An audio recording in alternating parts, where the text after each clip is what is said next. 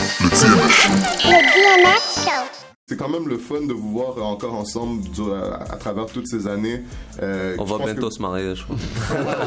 Non, mais Mariage forcé. mariage forcé.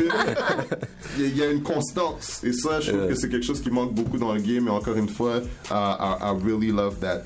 Maintenant, vous avez ouvert, revenons un peu à la question des shows. Vous avez ouvert pour Corrupt, NDPG, Bone Thugs, Twice. Bone Thugs, c'est quand même quelque chose.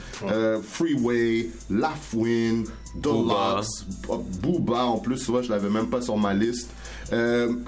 Comment ça s'est passé tout ça?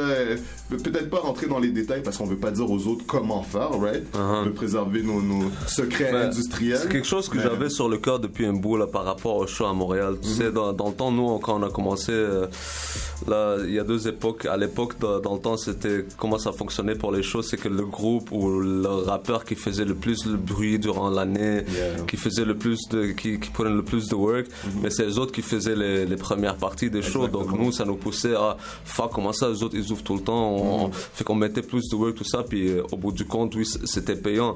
Là, après un bout, maintenant à notre époque, c'est rendu à chaque fois que je regarde la première partie de chaque show, c'est du monde que j'ai jamais entendu parler, qui ont rien sorti de vidéo, tout ça.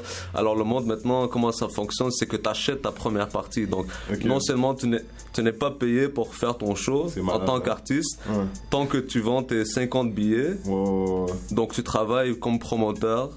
Donc les organisateurs de show, ils ne paient plus de promoteurs, ils ne paient plus les artistes, ils font les artistes vendre les billets pour eux et tout. Incroyable. Et voilà, nous au début, durant cette période, on était comme, ok, nous on a du cash, on s'en bat les couilles, puis nous à chaque show qu'on débarque, on débarque minimum 50 à 100. Ça c'est tu vrai. comprends, fait que c'était pas.